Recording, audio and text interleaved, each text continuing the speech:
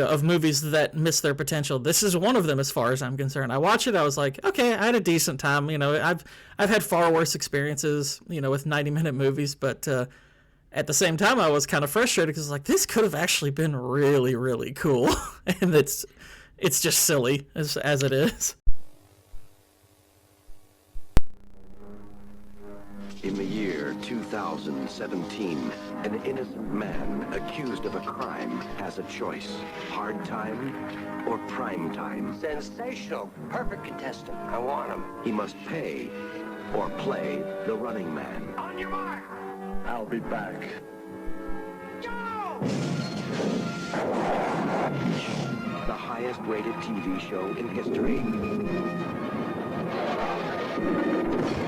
Guess they want us to stay. It's a game between life and death.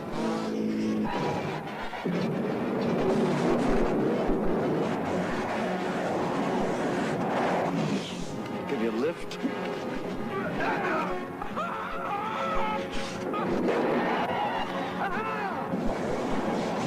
Arnold Schwarzenegger is the running man.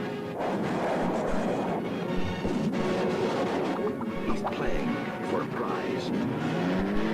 The prize is his life. How about the life? The running man.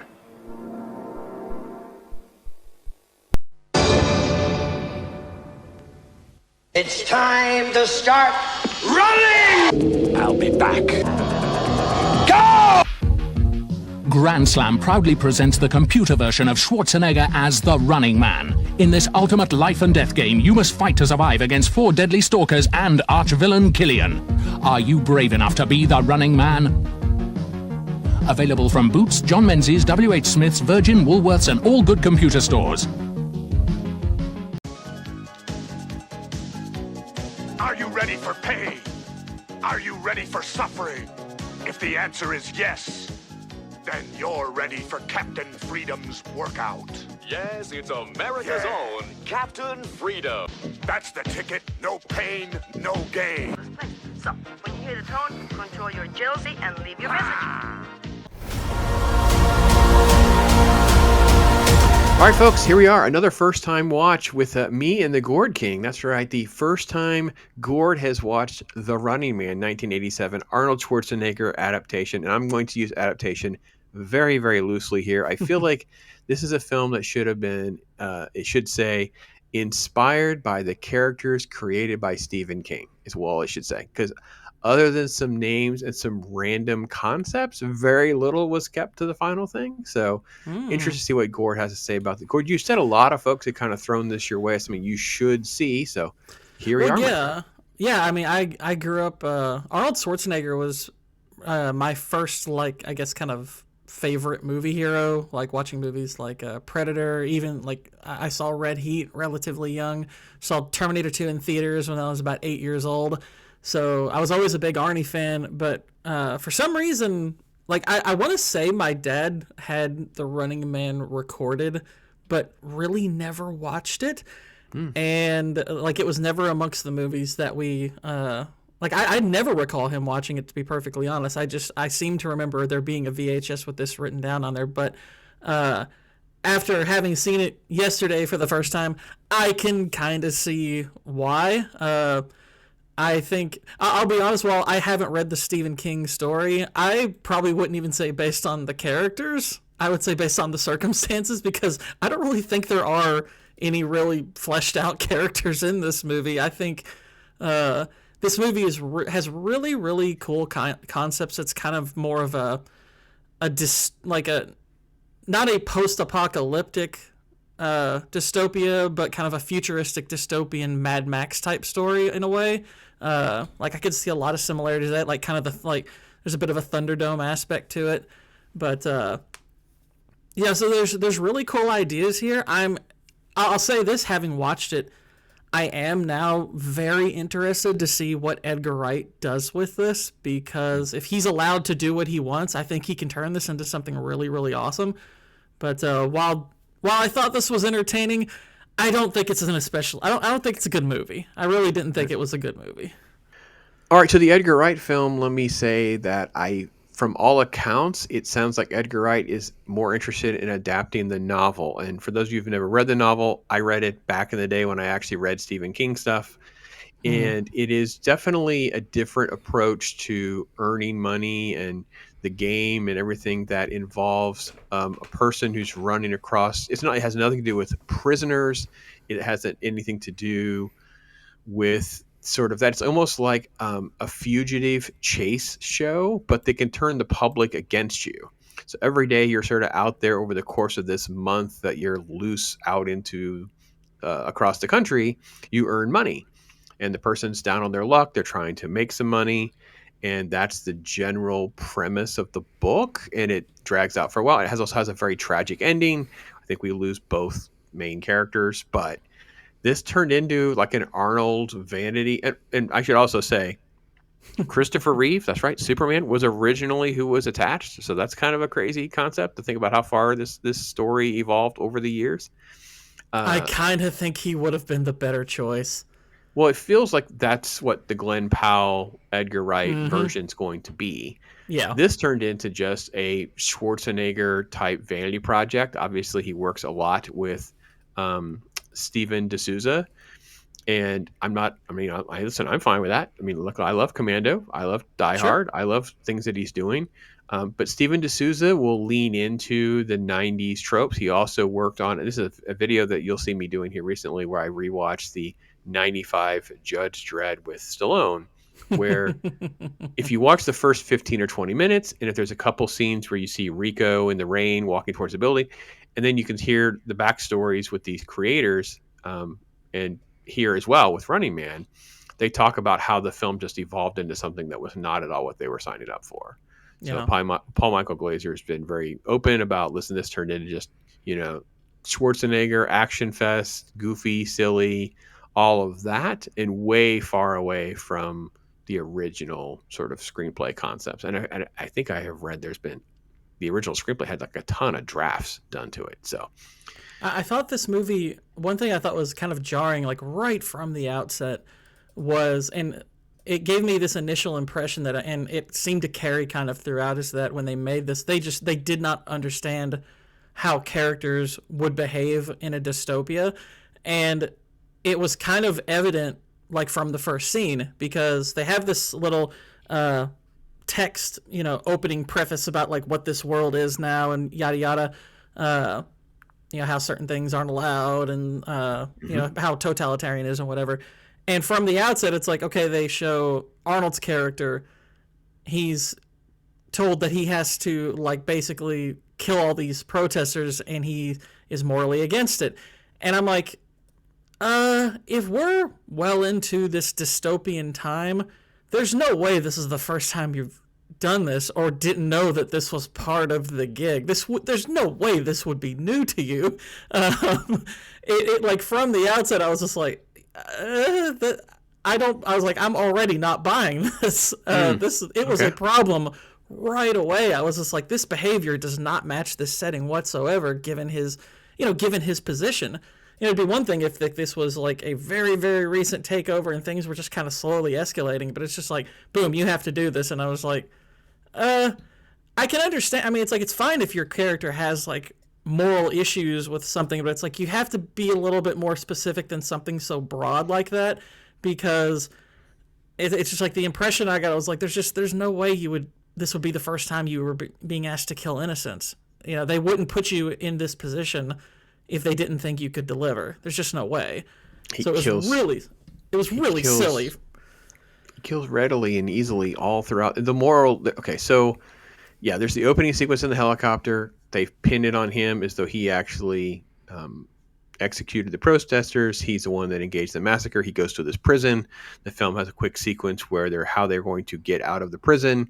Mm-hmm. Basically, it centers around these different three characters, and they have this reality show called The Running Man, where they will allow these prisoners to compete against stalkers through 4 different levels. And if they survive those levels, they get their lives back, they get freed, they get pardoned, whatever. Because he's such a high profile person that escaped from prison, that's what they do. I would compound what you said earlier about it doesn't feel like any dystopian world. He's just like linger. He goes to see what is supposed to be his brother's apartment, and then he's just sort of like lounging around, and there's never even like a question or concern later about like whatever happened to the brother. You didn't seem to care. They like took the brother away allegedly to some re-education camp, which I assume. You feel like just even one line of like, well, I guess my brother's dead or something would have made sense. Like they don't even address it. This never comes up again. He just kind of meanders through life like, hey, I'm a refugee fugitive. I got this girl's a hostage now. And he shoots airport security. It's just, the morality is like, pick and choose when you want to be a moral character, not anything that makes sense. Or pick and choose when your main character is intelligent. Like, I mean, for one thing, I'm like, okay, you have her pass, which the security at that place. I mean, granted, I know we're in a post 9/11 society, and the movie is not set in such a thing like that. But I'm like, I would think that your security still wouldn't be so lax. But all the same, it's like, why did you need to bring her along anyway? I mean, granted, I guess maybe he just doesn't. He feels like, well, it's either that or kill her, I suppose. But it seems like you are really not doing a whole lot of work to ensure that she doesn't like rat you out or anything, and really all you need to do is buy some time. So I feel like if you like tie her up, you buy yourself several hours, and it's like, okay, I just need to get out of here, and that should be enough, and here we go, and you don't have to take her with you, no big deal. But he's got her with him, and the risk of her just like shouting, hey, he's kidnapped me, it's like, that's so obvious that that's what's going to happen. And I was like you it's like, for somebody who planned a prison escape, you're really stupid when it comes to hostage taking, which is baffling to me. All right, so I'll excuse two things, and again, this is very, very loosely excusing. I don't think he gets credit for planning anything with the prison break. I think it's the other twos. He's just like the muscle. He's also just very well trained and kind of a military-minded individual, so he's successful in that way. I also think he's supposed to need her pass to get through, but he's afraid. I think he's. Again, this is headcanon, but it feels as though the implication is if he's there by himself with her pass, he wouldn't be able to get through. So he just uses her as a way of like decoy. And I will excuse that airport security back in the day was pretty ridiculously lax. Yeah, I could sort of forgive that because they didn't predict forward like what our society would be like. Yeah. But if I'm not mistaken, like, okay, so he uses the pass, and then they ask for hers, and he starts digging around in her purse as though there's a separate one, and they finally just say, oh, screw it, just move along. Right. So I'm not sure I can excuse it for the other reason you mentioned, that he needs her with him for that, because I'm like, well, they didn't check when he handed it. I mean, as far as they know, the one that he handed was just his. There's no picture on it, which I was like, that's a little odd, but okay, again, they didn't look forward to not post 9/11. There was a picture on it. And then we just sort of have this sort of how the reality show operates. A lot of sequences that surround all of that. We get the great Richard Dawson, who, obviously he's famous for his stint on Family Feud after working in other shows. We get sort of like different teases from this Jesse Ventura is here. He plays one of these stalkers that's turned into just really cheesy, cheeky. Yeah. I did post a picture of him when he showed up in that blue suit. I thought he looks like Buff Ron Burgundy, and it was cracking me up. He looked like Buff Ron Burgundy. Yeah. So, and just the corruption of all it. So I think it's one of these things where I think a lot of people, we need to come back to this. So help me remember, we got to come back to the Edgar Wright. What your thoughts are on how you think it'll play with the public? Because I think this is going to be part of this film's problem. Is it has nothing to do with Stephen King's original book other than just in name only kind of thing, very loosely of what we talked about. But then you also have sort of like these little elements that people have just enjoyed. It's got the, 80s/90s machismo stuff. It's a Schwarzenegger version. It could have been a Stallone film. It's just all that kind of stuff. It's fun to have on. You don't have to have any brain power and energy. You can kind of like have a nice little love-hate with the sliminess of Richard Dawson and whatever government corruption there is and news corruption there is and all that kind of stuff as well. I think that it does lend itself to one of the things I think that a lot of successful shows do really well, or movies do really well. and they provoke that little animal instinct in you to, hey, Gord, what would you do if you were in his shoes? You know what I mean? It's like that little instinct is what makes, Walking Dead season 1 and Lost season 1 and some of these things so special, because you spend most of your time in your subconscious, or maybe you actually have interesting people around you and you end up down that rabbit hole of thought-provoking conversations of how would you survive? What would you do? I think this film rides that wave even when it isn't earning it, if that makes sense. Mm-hmm. As far as, I guess we're going to come back to it as far as like how that would apply to, to Edgar Wright. But I just don't think he's going to be. We don't have to come back. We can just go to it. I just don't think I just think that a lot of fans are going to go see this Running Man remake. Let's presume it gets some good buzz, but most people are not going to enjoy that. It's so radically different from this movie that they have sort of a fondness for, if that makes sense. The people, and I will say this: I have a fondness for Running Man. I'm like, it's okay. It's a nice, pleasant, dumb 80s, 90s movie for me to watch. I've owned it. I watch it. I don't know when I've watched it last. It's probably been a couple years, maybe, but it's not. I have no aversion to watching it. When you mentioned that you hadn't seen it, I'm like, yeah, I'd like to watch that again. Why not? I haven't watched that. I haven't done an Arnold movie in a while. So yeah, let's just do that. And in hindsight, watching it again, like yourself, I was like, this film really doesn't earn a lot of its love. It just fits nicely into sort of a nice little box of just, being fun more than anything else. I do think that Edgar Wright he might have some difficulty, I guess, convincing the built-in fans of this movie, but at this point, they're kind of an older sect of the film audience. As far as like the kind of 18 to 30-ish crowd, there's a lot of them who've just never watched this, so I don't think that a lot of current cinema goers are all that attached to it. And the prevailing sentiment I've gotten from the people I've talked to who have watched it is that it's okay. I've only heard a couple of people go on about how, it's such a great movie, yada yada. Most people I talk to, they're like, yeah, it's fine, I like it. But so I don't know if like even the people who like it are necessarily married to it being a specific way. I'm sure some are, but for the most part, I think Wright's movie. His movies kind of have a relatively limited audience anyway. He doesn't have any movies really that have like really, really like blown up at the box office. So, I want to say Baby Driver did decent, but I don't know if it like blew the hinges off. I think it did like 200 some odd million on like a $34 million budget. So if he is able to do this on a relatively, I wouldn't say small budget, but he's an efficient filmmaker. He doesn't necessarily have to have a lot of money in. So if he has like a budget of like that 50 to 75-ish million, if he can accomplish it with that, and this gets marketed well and he's allowed to make the movie he wants, I think that it'll probably convince enough people to where he can, if they can make money off of it, it'll just, we'll see. I think this one's very up in the air. Not even so much for what the movie will be, but just the concept alone. I don't know how big the audience for this is to begin with. Right.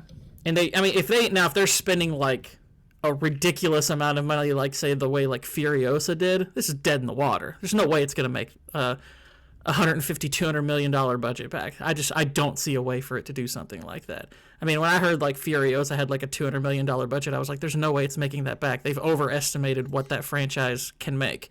Because like even Fury Road, which was so beloved, it had a $150 million budget on that, and that movie I think broke even after the Blu-ray release.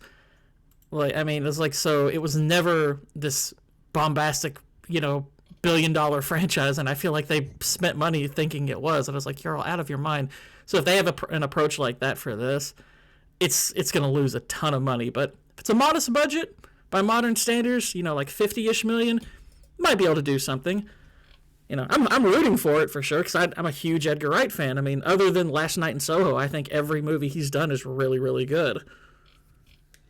I will just say because I covered Fury Road and was pretty knee-deep into my mixed feelings at the time. And, I did really enjoy the fact that we were getting like a good feel for what George Miller was doing. but it was riddled with problems and delays and issues. And I did not expect it to be a very good movie. I didn't expect it to do well. I think people, and I loved it when I first watched it. It hasn't aged great for me, but it's still a very, very, very good film. And I mean, I'm kind of the opposite. Fury Road is actually now that's actually in my Furious or Fury Road? Fury Road. Yeah, Fury Road. I think I mean, I literally gave it like a 5-star review when I first saw it. I said, "This is one of the best films of the year. This is insane. This is incredible. This and it's probably still my favorite movie of the 2010s. I do genuinely love it." Okay. I mean, that's fine. It's come down a lot more for me into like a very strong 4, maybe a 4.5. But it's like that, we just lose our main character for so much of this movie, and I don't know. There's some issues that have I feel more about, but you're absolutely right that for some reason they felt that this was like IP gold for tapping into this big money thing, and then it just turned into a mess. I don't feel though that that's what Edgar Wright would be even in the conversation for. I don't know why that would be their thought.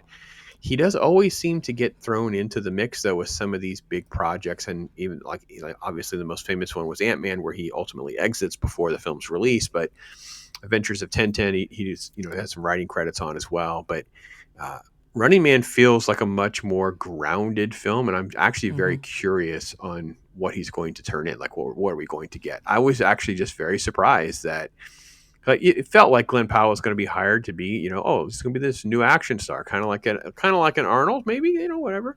And he always says really good things. He seems like he says all the right things. But then when you sort of kind of like dive deeper into this film's history, and you start to go, well, I don't know, man. I don't know how, like, I don't see Edgar Wright as the dude that's going to tap into like the wrestling phenomenon and the game show phenomenon, what that makes this film.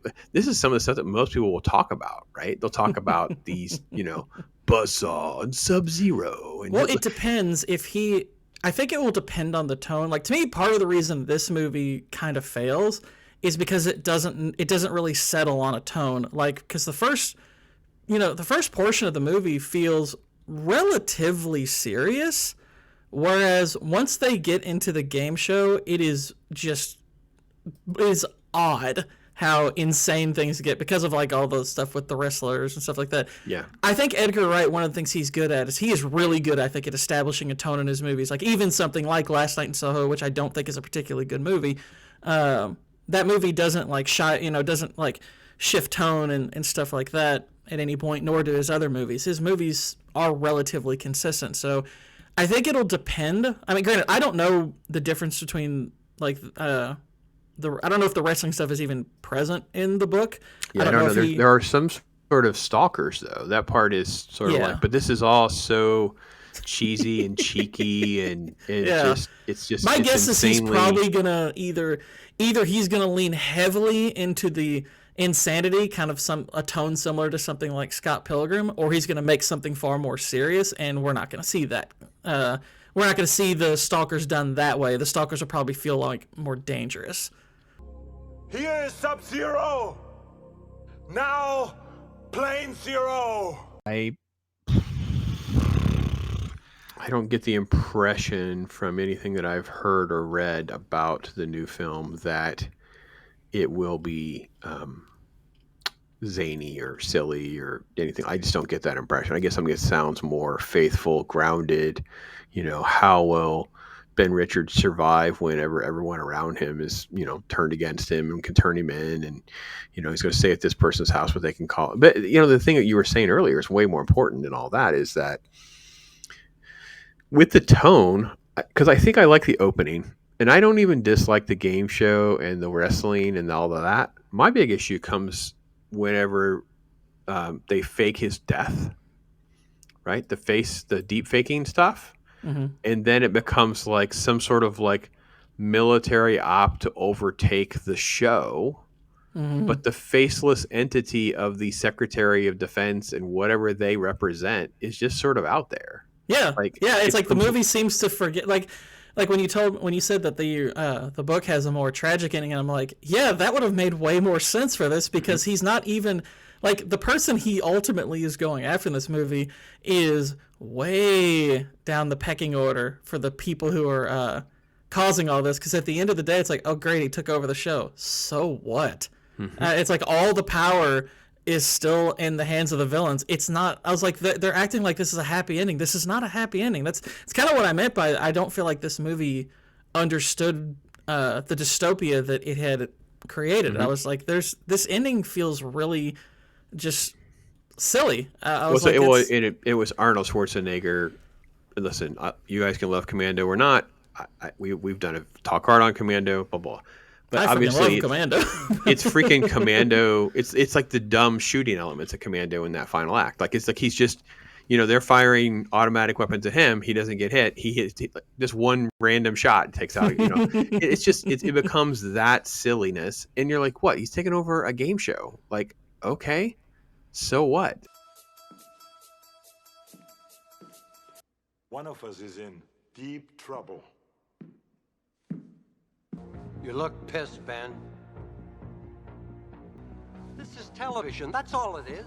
I'm going to give the audience what I think they want. I mean, okay, he's cleared his name because she basically hid the video, we presume, in her privates or something, because she had the video of the actual footage. I don't know. It was also a little tidbit that I had forgotten how badly that was kind of squeezed into the script. But I felt like the tone shift at the end is what really gets me, because I'm like, at the end, it's like, oh, he cleared his name, he's kissing the girl. Yeah, so? Like, yeah, okay. I was like, I know a lot of men wouldn't want to hear this if they were fans of this movie, but the Hunger Games did this idea better. Way better. And I would by no means call the Hunger Games franchise a great franchise. I think the first movie's decent. I think the second movie's actually good. I like the second movie. The other two are not so good, but I was like, I was like, okay, we've seen this concept done in other stuff. It's, The Long Walk, the Stephen King book. He did it in that one, which I know they're adapting that into a movie later this year. We'll see how that goes. I'm actually a big fan of that book, but you got it here. You have it in like Battle Royale. We've seen this concept before, and I was like, gosh, Battle Royale does this way better because it keeps the scale down to just what happens on that island for the most part up until the end. But I was like, that did it better. Hunger Games did it better. I was like, this one doesn't seem to understand the world it has built. And the sad thing is, because I do think a lot of the concepts in this movie are really, really interesting. And there was a lot they actually could have extracted from this if they had decided to go with something more serious. But this movie just goes off the rails really quickly. I mean, granted, it's still fun. It's entertaining, but it's kind of... It's the kind of entertainment you get by just kind of shutting your brain off, because it's really, really goofy.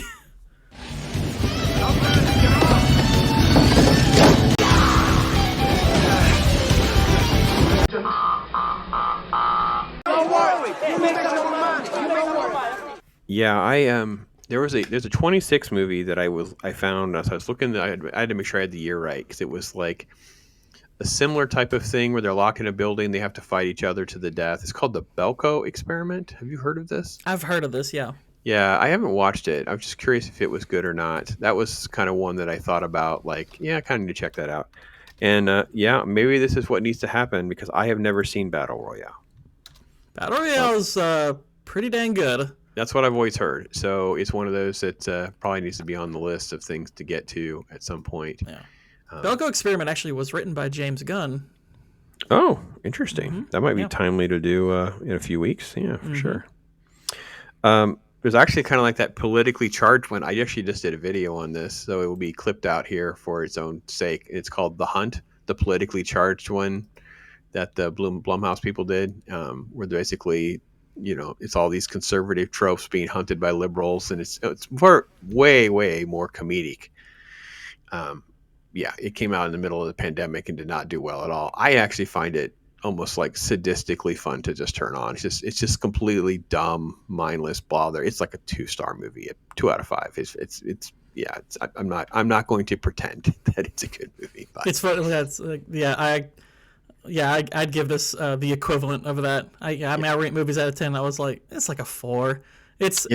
And I was like, it's kind of fun, but it's one of those movies that I was like, I've said for a while, and I know other people said for a while, it's like, if Hollywood wants to do remakes, remake movies that miss their potential and try to do something good with them. So this one being attached to Edgar Wright, I'm like, yeah, on paper, that's a great idea.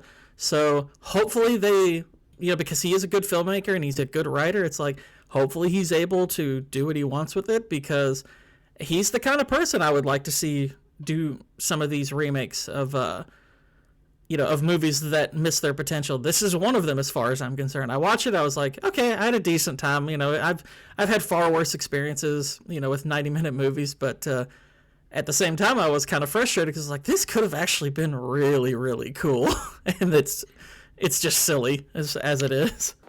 It's showtime. How about the light? Drop dead! I don't do requests. Hey, Lighthead! Hey, Christmas tree! So, and listen, I get it. It's the 80s, 90s fun. All the silly lines, like, where did so-and-so go? Oh, he lost his head, or he had to split Arnold versus whatever. Who can just win because, like, it won't make sense, that the different characters will have weapons or technology that far exceeds anything that he should be able to hold his own against, but he does survive because he is the main character in the movie. You would think that one of the funniest parts of the movie to me was, like, okay, so they're in the game, and then the kind of geeky guy who, funny enough, actually looks like one of my favorite YouTubers. I thought that was hilarious, but I can't remember what it was that he was trying to hack this thing, and it was literally in the on the stage with them, and I was like, why do they have that there? I was like, I was like, why would you have that inside of the game? Which if they can hack it and do something that could cause a problem, why would you even have it there to begin with? Why wouldn't you have that thing guarded? I was like, that's insane to me.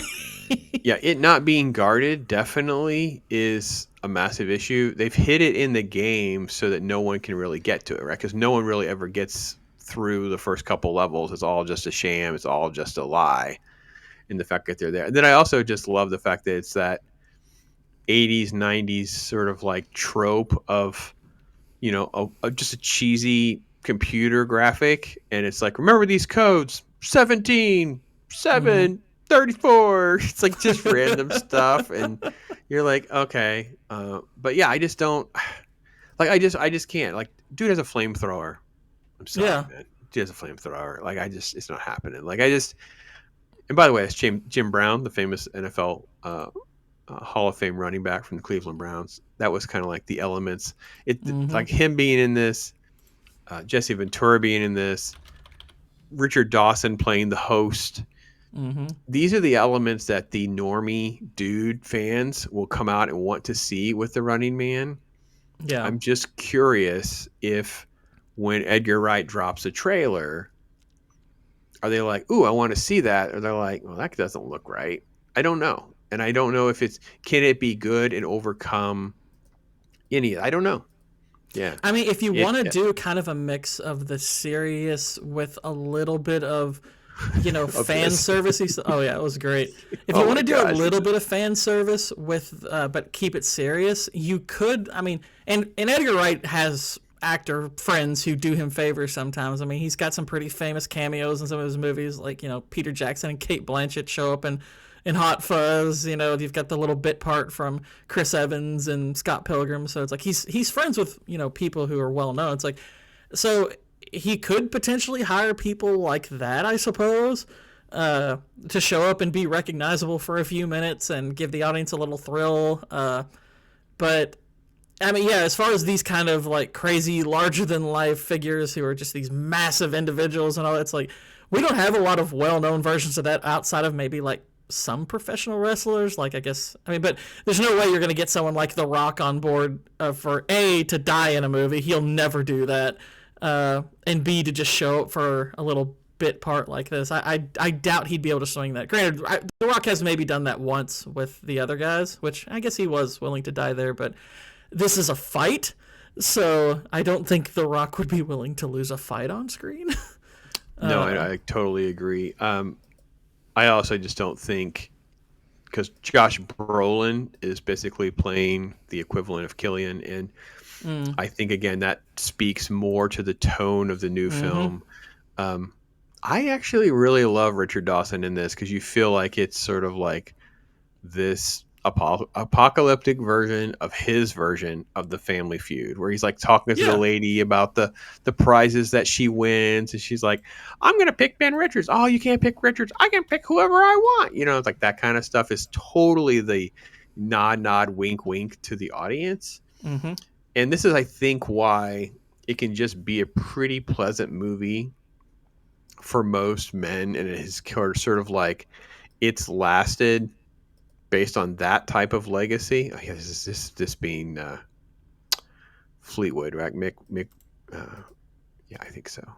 Subzero is just terrible. Like, god awful. Look at this weird, crazy crotch guard on the outfit. Yeah, that scene, I was just like, what are we doing? It's like, what's happening right now? Here's one of Arnold's friends. He always gets his weightlifting friends. This is Sven. Sven's been in a ton of stuff with him, so here's Sven. Somebody should edit together like the ice skating rink part with Batman and Robin as like somehow morph it into the Mr. Freeze origin story or something like that. Something. Yeah. So, yeah, all in all, this one felt like I didn't know what we would end up talking about because I don't want to say let down, but to put it on more of like critical glasses and trying to be more honest about it. We all get, like, I get the references, right? This is the hate boat, not the love boat. Like you just get different things that are like, okay, as an audience member and for years, I would laugh. I enjoy some of those moments. There she is. There's a lady. She just made me smile. Oh yeah, she has the funniest line in the movie after she bets on him. I mean, I won't repeat the line because it drops an F-bomb, but it's a pretty funny one. I won't lie. Yeah. So I just enjoy all of that and most of the film, and I have a pleasant enough time watching the movie. But I'm also not going to pretend that I think it's good. I felt like I'm probably gonna go just a little bit higher than you. You said like a 2 out of 5, 4 out of 10 for you. Yeah, I'm gonna go 2.5. I'm gonna go 5. Just very generic Midland. That used to be sort of like it's okay to go see, guys. Like it's it's fine. You know what I mean? And then it's like if you guys love Arnold movies and you love Commando and you love the silliness of the 80s and the 90s, at a full star, man. Go 3.5. I get you. You're a 7. I get it. If you're out there and you're trying to make a case for this being a 9, something's wrong with you. It's something I'm concerned about your taste. One thing that's funny is anytime I review something on Criticless, I notice like 1 or 2 people will do like a response review. And I put up my review for Running Man. I gave it like a 40%. It wasn't particularly elaborate with it. I was like, it's misses its potential, has some fun stuff. It's not a bad watch, but it's nothing special. And sure enough, and I have not seen anyone review this movie in forever. Somebody popped up like a few, like maybe 2 hours later and gave it like a 90 and said, "Oh, it's a brilliant movie." It's like, no, it's not. No, it's a mess. It's just one of these things where. So okay, I'm getting ready to drop. There'll also be a first watch video where you guys are. Seeing these type of videos. I did one with Ironcaster called Lone Wolf McQuade, which is basically just a silly, cheeky vanity project for Chuck Norris. Oh. And it's just riddled full of just ridiculousness. And I'm like, okay, I mean, there's got to be a Chuck Norris or David Carradine fan out there who just thinks this movie is like a 7, 8, or a 9, right? You get it. Like, I understand the world you're in. It's just like you're not really a critic. You just have a passion and a love for something. That's fine. So the people that love Running Man at like levels of like a 9, I think the sort of like the bro machismo, just blow crap up 80s, 90s fans love this more than it deserves. That extra star is for you. If you're expecting something from the book, you could just subtract the star from mine. I mean, it's like a 3 for you. Must hate this freaking movie. You must feel like this is another just god off. So yeah, it was a fascinating movie to revisit because the sequel's hanging over our heads so soon. If that makes sense. And one little aside, I just looked up Lone Wolf McQuade, and Lone Wolf McQuade has a 65 on Metacritic, which is not bad. Roger Ebert gave it 88 out of 100. Lone Wolf McQuade. I was like, really? Wow. Wow. It's super, super silly. The shoot 'em up commando stuff at the end that we were talking about before is even more absurd. It's even more ridiculous than this movie. Like it's like you know how they'll do the special effects where the automatic, it's just the sand is just going off, just randomly diagonally off here. The characters never get hit. It's just riddled with all of that, just so we can get to and they throw their guns down at the end so we can fight like men. Right, we throw our weapons down. So that makes sense, right? These are people that are killing people. They're actually a threat. One guy's, it's like an arms and a drug runner. It's like, we'll throw our weapons down so we can fight like the martial artists that we were hired to be. Like, it's just so silly. Yeah. They bury Chuck Norris alive in his truck, and he drives out. And it's not meant to be serious. They set it up. They set up the fact that he's rigged up his truck, kind of like a Mad Max sort of thing, but it's not meant to be serious when he drives out the whole like that you're kind of meant to chuckle like this is good, this is just ridiculous, like it's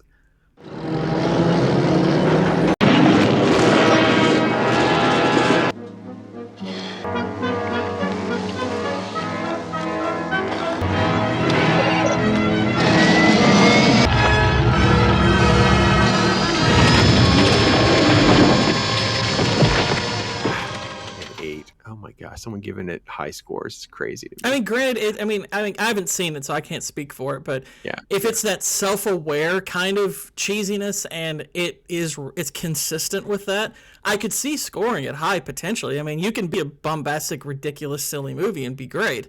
But I mean, I have no idea if that fits the bill. I don't think because I haven't seen it. It doesn't feel like Naked Gun or anything, though. It doesn't feel spoofy or farcy. It just feels like Chuck Norris. It's like a Chuck. It's just a cheesy Chuck. I got to tell Ironcaster that it's a freaking like Roger Ebert's. I don't know when he reviewed it or not, but yeah, that's hysterical to me. So yeah, no, I think it was.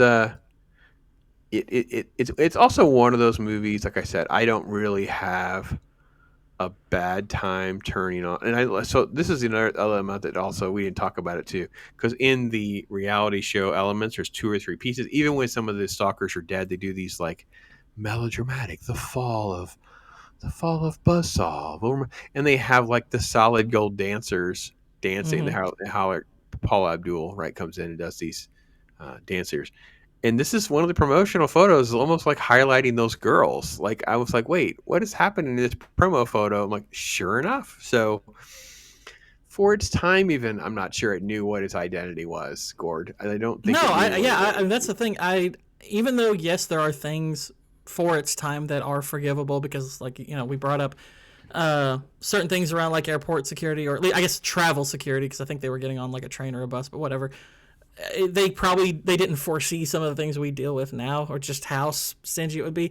And to the movie's credit, some of its ideas that it had, limited technology to show, but like face swapping and stuff, that actually is pretty well realized and actually does hold up pretty well. I mean, granted, the way it looks is not quite on point, but so what? I mean, that's fine. But as far as like character and storytelling, I don't see how this movie would be considered good in any era really, because I'm like, it's not a well-written film. It's not. I mean, it has cool ideas. I could see this being kind of a popcorny film for its time, but as far as it like being held up as like one of Arnold's better movies, when we have stuff like Predator or Terminator, these are well-written films. These are movies that actually still hold up because they have great character work, they have internal consistency, they do understand what they are.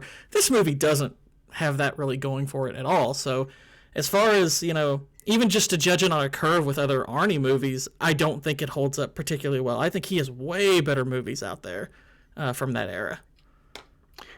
What do you think about, and I'm going to stay with this, I'm actually still shocked, and I know this sounds crazy. I know that we've had like American Gladiators or things like that. I'm actually kind of still surprised that there's not some country. I said this about Squid Games as well. It hasn't manifested in something in IRL, especially in the age of the internet. Like you know what I mean? Let's say you had some, I don't know, Taiwan puts together a prison camp Running Man game show. I'm shocked this hasn't manifested, to be perfectly honest. I tend to think it's because, number one, it would take a country that, I mean, you technically could do something, like combat sports and be a third world country. But as far as like going to this end where it's like a televised program, okay, you're going to need some technology. You're going to need to be, a more uplifted society, which means in all likelihood, then you're going to be part of a governing body like the UN, in which case, if you are, they're not going to look too highly on countries doing that kind of thing. It'd be like, hey, it would be one of those things that internationally would get intervened on until they figured out a way to profit off of it themselves. My favorite. This is actually a promotional photo.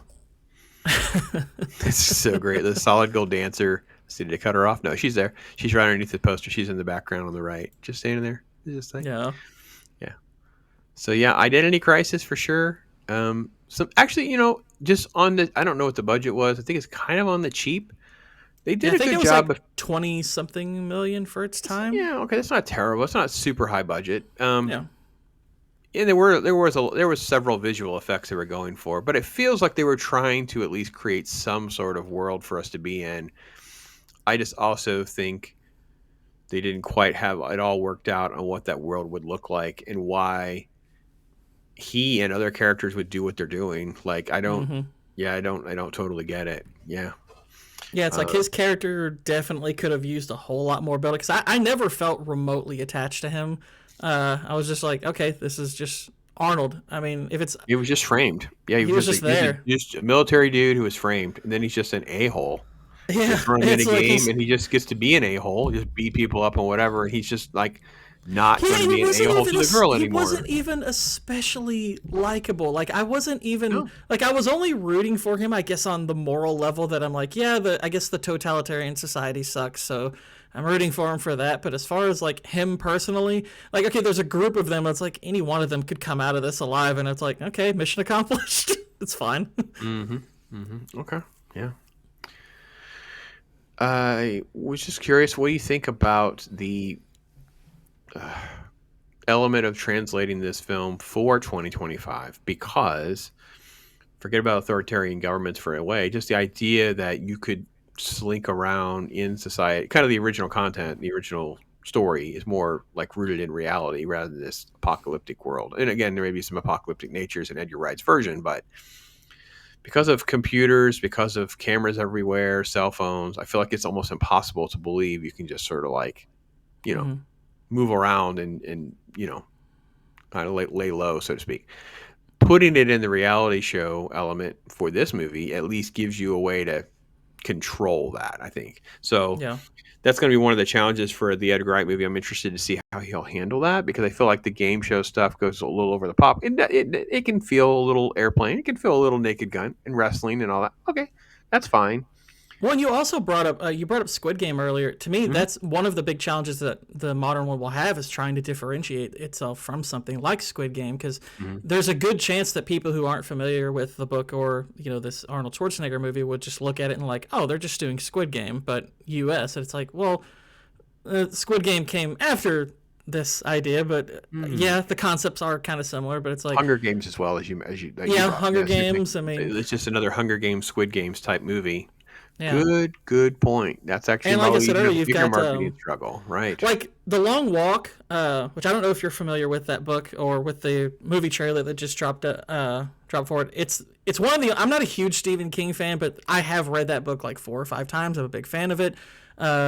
It's basically set kind of in a dystopia that's really not. It's more set in like a dystopia if the dystopia were like, Americana-ish, maybe in like the 80s to 90s, something like that, to where it doesn't necessarily look like run down or anything. It's just the government happens to be run by, kind of a dictator, and this competition where like 100 boys, from like 16 to 20-ish, they compete in this walk, and like 100 of them, they walk until there's one of them left, and they have like monitors on them. If they drop below a certain speed and they get more than 3 warnings, they're shot and killed. And the winner gets riches and glory and whatever he wants for the rest of his life. And it's just really interesting story.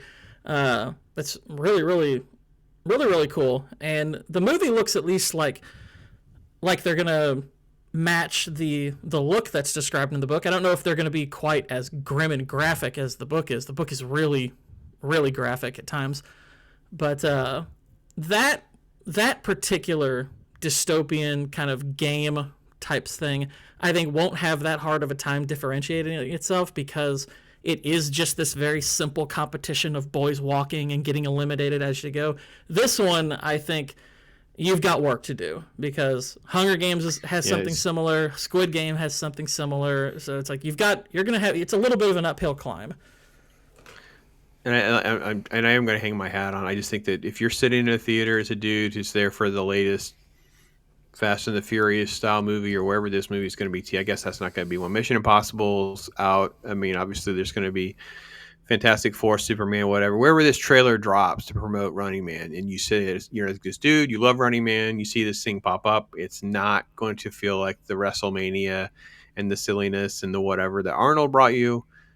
You're like, that doesn't look like Running Man to me. So, yeah, this may be a marketing struggle for the Edgar Wright project. I think the film is slated for November, so I'm glad that we've given ourselves a chance to getting your take on it, at least your exposure. You can say now it's off your bucket list. If nothing exactly, else, I can uncheck that one from the watch list. It's done.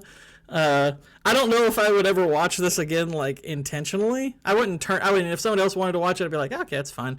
But this isn't like something I would add to my collection or anything. But it was I don't regret watching it. I was like, okay, I've seen it now. It has some interesting talking points, which that's always a good thing as far as I'm concerned. Yeah, there's some there, and I think that probably my score is rooted more in to living through it during its time, feeling connected to what it was trying to say and do. It was, I don't want to say ahead of its time, but it felt like in the vein of a lot of these kinds of conversations of authoritarianism and would we hunt prisoners down and, the WrestleMania stuff, game shows, just a lot of things that were, topical for its era. I definitely feel connected to it. So I get a lot of folks that just really love this movie, probably more than it deserves, but not to the level, like I said, 8, 9. You got these. It starts to get ridiculous. I'll let them go to 7, Gourd, but I'm not letting them go. That's my scale, not Gourd's scale. Gourd's scale is way more strict than mine. So you guys think I'm a tough critic? Gourd's way stricter than I am. So. All right, Gourd. Listen, people probably hear me giving this a 4, and they're like, "Oh my gosh, you think this is terrible?" I'm like, "No, 4 means I think it's bad." But likable. Like, I get why people like it, and even I kind of like it. But objectively, I'm like, I don't think it's a good movie, so I'm not going to rate it as a good movie. Yeah, the 2/3 is the range for me. Like, it used to be a 2 out of 5, 3 out of 5. That was this gauge of if it's either going to be bad for you or good for you, depending on some tastes and some predilections that why you would go see a movie. So, like, you know what I mean? Like, this is not my wife's kind of movie, but it would be like one that my son would enjoy, right? Mm-hmm. So it's that kind of thing. Like, that's what the difference between the 2 and the 3 are. So I'm willing to kind of like split the baby. Let's call it a 2.5. I'm fine with that. My son would enjoy it way more than that. My wife would be like, oh, dear Lord, this is on. Like, she'd just be cringy. Like, don't even pay attention. It's fine. So, yeah, we are. And you know what? Check out Gourd's stuff. Gourd's got some great stuff going on. He's got a lot of gaming stuff, he's a meme guy. He's, it's fun stuff. And that's what this is about, man. Hanging out with good people, talking about some fun stuff. Just put a video out, by the way. Just put a video out. Yeah, I know. Let's I'll make sure I get some links to the Gourd's new video in there, the description too, to make that easier for you guys to find. It doesn't do a good job of letting us like link easily to other people's content. It needs to be easier to like have that pop up at the end. Like, here's video that we should go to. But yeah, maybe someday they'll give us even more flexibility with that. That'd be nice. Yeah. Well, folks, now you can, if you haven't already, because maybe by now you've already been blowing up the comments or raging against us or telling us that you agree with us. I don't know, but we'll open the door. We love those comments. Totally fine with that. Every now and again, because I have one that we did recently called The 12 Chairs. It's Mel Brooks' second film after The Producers. I had never watched it. Barron had never watched it. We both kind of came down on our take on it. We talked about it, our reaction. And then someone who just loves the movie wrote like a thesis of a comment. And not from a malicious, like, hey, you guys are idiots. Just kind of like, a little bit here, a little bit there. Did you guys know this? This is why this works. This is why that works. I'm like, it was really good. That makes this worth doing, Gourd. It really does. Makes this worth doing. So it does. Well, thank you, my brother. I appreciate you doing this with me and putting out your time and hanging out. It's always fun. Next week, or next time we'll be doing this, we'll be doing, it's my turn to fall in. I think I've nudged Insomnia enough. I need to go back and do it. I don't have it, so I've got to get it. I will take care of that on my own. Make sure we can watch Insomnia. Just one of the Nolan films I haven't seen, Gord. You said it was solid. It didn't have to be great. Yeah. I've watched it a couple of times relatively recently, and I would describe it as a good movie. I think it's a good movie. Yeah, we'll go solid on it. I just haven't watched it, and then as we move through the year, we'll hit Nolan again because we definitely need to do something a little different than our first watch. So we may have to do it as a Friday Pops cast. We can kind of like tear into Interstellar or something else. Nolan, Nolan, he has kind of a really good resume and a fun resume to talk about because even if you like or dislike his movies, they are at least interesting for conversation, and a lot can be said for that as a body of work. And I have to tip my hat at that. Even when I have issues with his movies, I do feel like that is kind of cool to have that as an artist. Like, all right, that's fine. I get it. So that's good. So we'll do that out there as well. But yeah, Insomnia will be next. I think we'll get that taken care of. But Gord, thanks again. You guys out there, you guys be blessed. Talk hard. Until next time, I am Pops.